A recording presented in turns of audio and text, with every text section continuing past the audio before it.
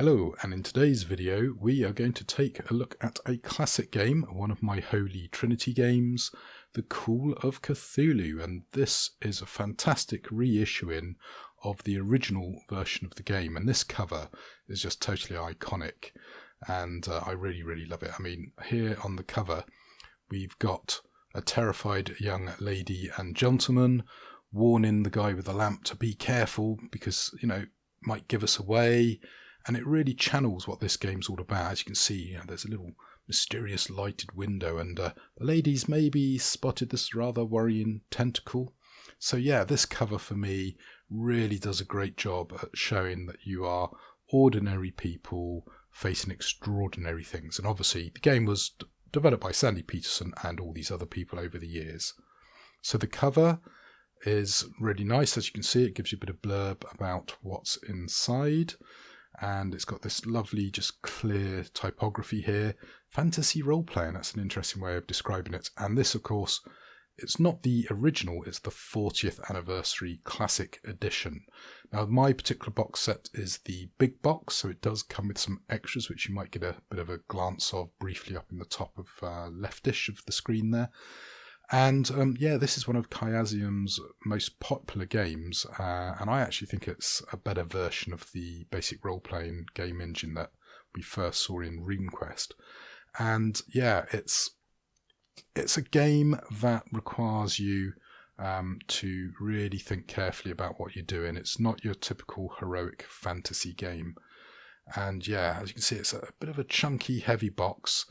And as I say, this cover just triggers the old nostalgia, because this was probably the first big game I played after D&D. Now, I did play Traveller. That was a bit of a sleeper hit. Call of Cthulhu took off much more strongly in my play group. But we did manage to keep D&D and Traveller going for quite a while. So I've got to strip off this rather thick and impressive wrapping. And yes, it's quite tough, I have to admit. And yeah, the box, I think, is pretty sturdy. And I'm going to quickly show you what comes inside the box. Now, as I say, Call of Cthulhu, one of my Holy Trinity games. Probably after D&D, the game I've played the most, although I haven't played it in quite a while. So some of the rules I've got a bit hazy about. But to summarise, it's roll D100 and roll under your skill, effectively. So as you can see here, we've got a little sheet telling us what we've got inside.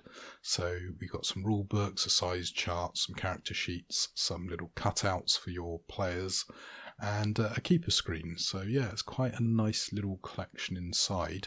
Now obviously, because I've got the big box, I've also got some adventures as well. So we've got the very basic sort of first edition character sheets, which I actually prefer to the more modern ones. So let me just adjust the picture here so you can see a bit more. And yeah, this version of the character sheet for me is the better version. And yeah, I tend to prefer earlier editions of games these days. So here you go. We've got the classic edition rulebook, which is, you know, fairly decent size, but by modern standards is pretty small. And again, these pictures, really nostalgic for me, really throw me back to kind of the 1980s where we first discovered Call of Cthulhu. And as you can see, lots and lots of stuff inside here. Very much looks like the original version of the rules, as you'd expect. So we've got a little bit of bump inside, acknowledgements, dedications, and looks like it got OCR'd in. And yeah, it is literally just like opening the book for the first time back when I remember. So we'll probably come back to that, but in the meantime, we've also got this source book for the 1920s, which is of course when H.P. Lovecraft set his adventure. And here you've got a lovely little calendar and also a nice map of Skara Brae, which I recommend you go visit. I've been there. It's quite an interesting site. So yeah, lots of other bits, you know, places in Turkey, around the world. And there is actually a lot of information in this booklet. So in some ways it's a bit weird that you have to read this book rather than get everything from the core book. So you do really need to read both booklets, and that's how it was back in the day. So we've now got to one of the extras, which I can't remember what does or doesn't come with the standard box set. But this obviously is Yog-Sothoth, one of the big campaigns that really put Call of Cthulhu on the map. We've then got the Asylum and Other Tales, which has this iconic cover of the weird gribbly beast. And as you can see, we have 7 sinister situations to deal with. Now, I'm pretty sure this cover was reused somewhere else, although I'm pretty sure it was much greener than it is here. So yeah. Now, this adventure here, I think I might actually have a copy of this from back in the day.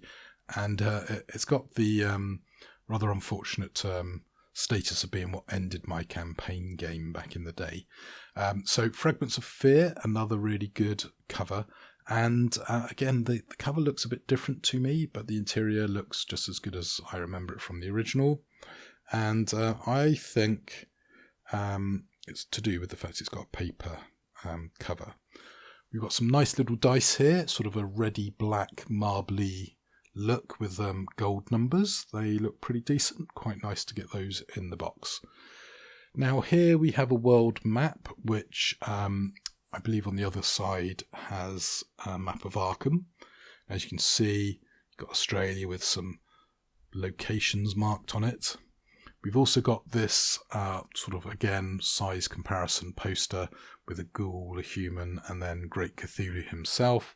And yeah, it's not got much else on it. And it's a nice to have, but yeah, it's not that great. Now, this thing got me very excited. I was thinking, oh, what's this? I don't recognise this. What? Oh, yeah, right. It's the keeper screen. Now, my one criticism of it is, although it's a really nice thing, the card is a little bit thin. I think being a 40th anniversary, could have done with this card being a little bit thicker, so it would have been a bit more robust. But yeah, it looks nice, very handy. Good old Cthulhu there as well. We've then got our sort of miniatures, back how we used to get miniatures, little cardboard cutouts. And yeah, not bad. A couple of those. And then we get loads and loads and loads of handouts. So I'm trying not to show these in too much detail, because obviously they are for the adventures in the box.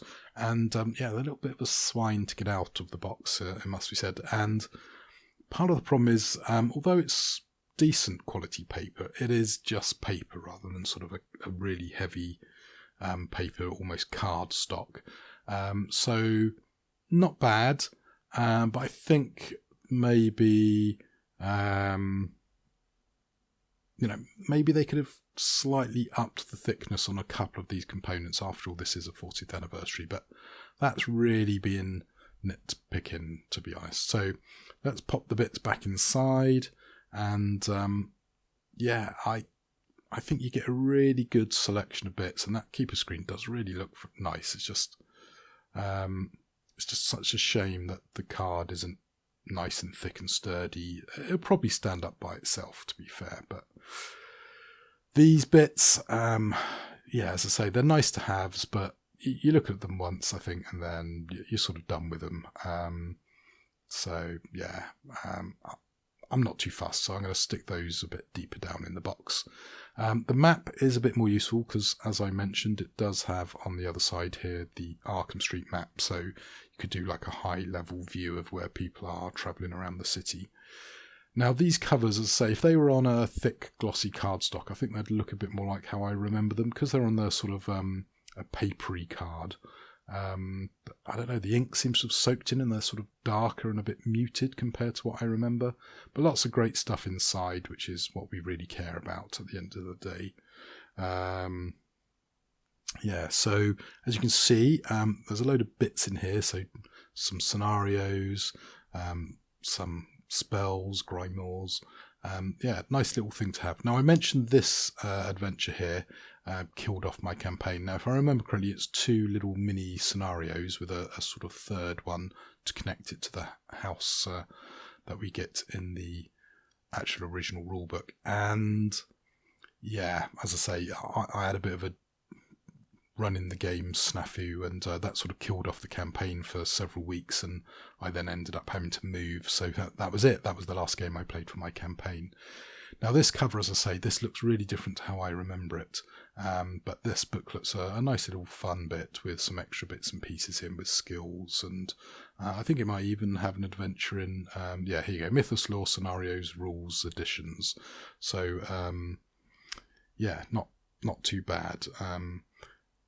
Just quick flick through, and again another classic image that I remember from back in the day. Now this is a really good collection of classic adventures, and it's really nice to get that because with its 7 tales, you know, straight away that's 7 adventures, and they're all pretty good, if possibly a bit lethal, so watch out for that. Now Yog-Sothoth, I think the reissue of this is probably better than the version that came in here. I actually need to have a good read of it, but this was the classic adventure back in the day, and yeah, look at this artwork, just lots of really good quality stuff in there. Really looking to getting that back to the table.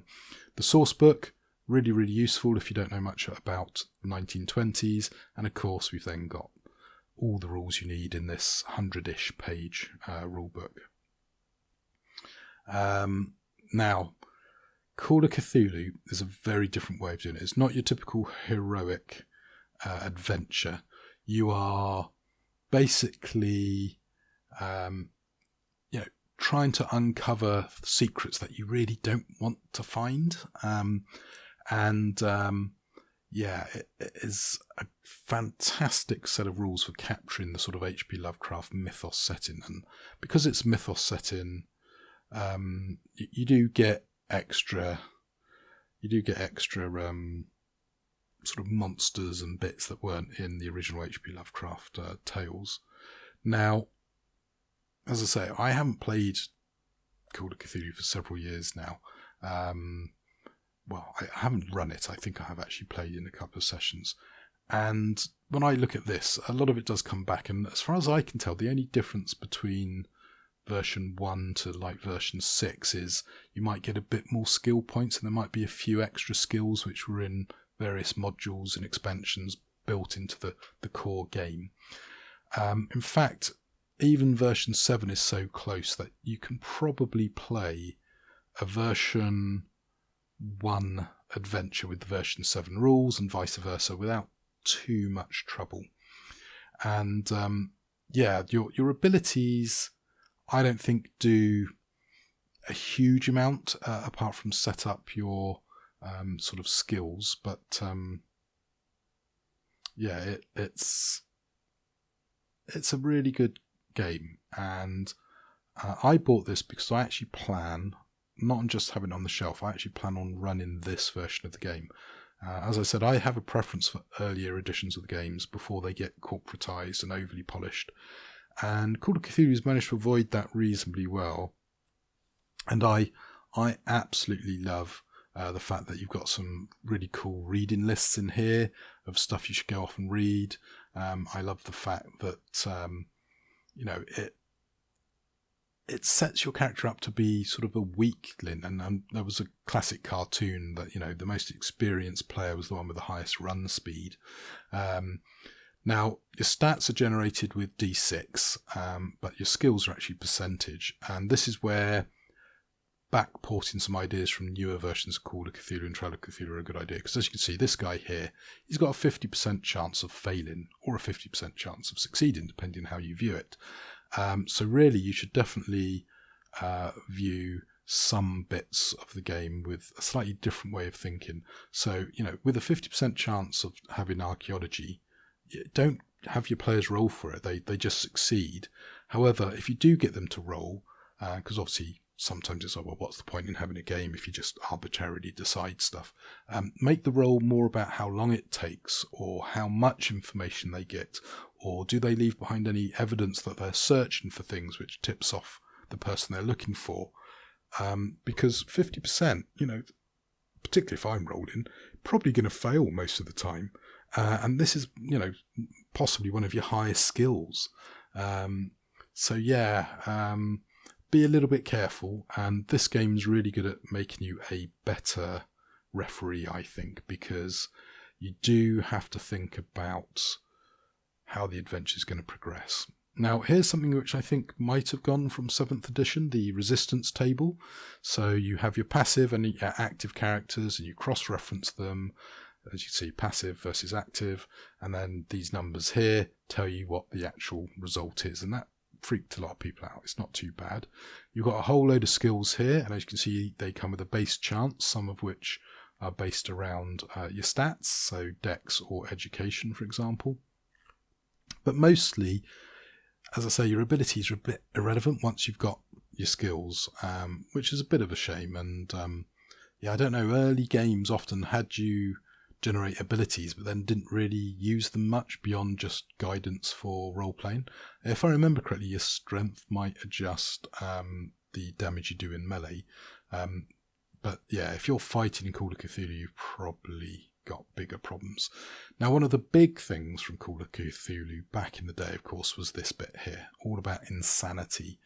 And yeah, some people don't like the insanity rules from Call of Cthulhu, but you know, they're sort of a way of gaming the slow descent into madness, and your sensitivity to that might vary.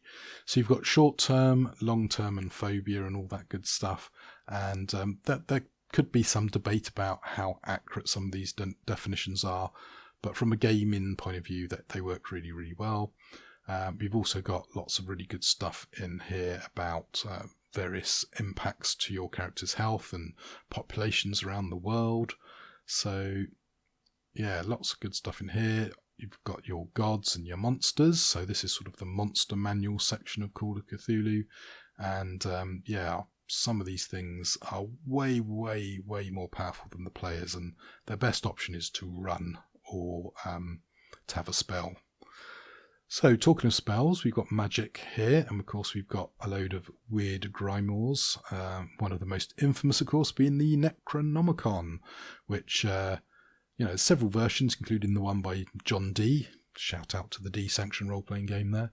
But also, of course, the original version made by the Mad Arab. And I believe the Mad Arab's name is actually sort of a little fun name H.P. Lovecraft had for himself when he wanted to do weird stuff and not have it credited to him or whatever. So yeah, lots of interesting stuff in here with spells and all sorts of unpleasantness. Obviously, we've got Arkham. Don't forget, you've got a nice big version of this in the box. And yeah, the classic adventure, the haunted house. So many people have played through this adventure. Try not to show too much of it because, you know, maybe you've never played Call of Cthulhu and what's wrong with you? Ah, the Elder Sign. Is it a star or a tree? We then got a load of information here, which is really good about setting up the game and the campaign, and obviously a bit more of an adventure. So I think we've got 2 or maybe 3 adventures in this base rulebook. And then, of course, we get on right near the back some other read-ins. So I did buy a load of these. So Dagon and Other Macabre Tales. Not sure they're available quite so easily nowadays in that format. So we then got some designer notes, which are pretty good, to be honest. And yeah, I think this is a really good tribute to the original version of the rules. I just wish some of the quality had been a little bit better to really make this a super, super deluxe product. But yeah, by modern standards, it's pretty good. It's a very heavy box, got some nice dice. The actual box itself is a fairly decent quality box. You know, it's not uber tough, but it's not pathetic like some modern boxes. And I really do think you should consider buying and running this, the original edition of Call of Cthulhu. Obviously, you might like 7th edition. And this box hopefully will last 40 odd years. So you can see the book, just to prove, I think it's page 95 is the last numbered page. So it's under 100 pages. Everything you could possibly want, all in one place. You don't need the latest edition. Obviously, it'd be nice to support the company with the latest edition, but you know, I've got, I think, 3rd, 4th, and 5th edition books already anyway. Such subtle changes between them. But really, you could probably buy 1st edition, 7th edition and call yourself done. So the classic edition is my choice for Halloween. Check this edition out. I believe you can still order it. Hopefully you've had a good look at the contents. You can see the box is, fairly sturdy. And as long as you're not really abusive, it should last a decent time. And you get a load of stuff inside. And I can't recommend it enough. So there you go, first ever video on Call of Cthulhu with this super nostalgic box set, which really is transporting me back to, back in the day when I was young and had all the world in front of me. So yeah, check this one out. 40th edition, really worth your money. Bear in mind, this is the big super deluxe version. You can get a slightly thinner version if you've got a load of adventures already in just after the original rules, or you don't want to, spend too much. Anyway, I think I should probably stop waffling. Think a bit of insanity is creeping in from delving into sacred mythos lore. And I'm going to sign off on this one. So until the next game video, happy gaming.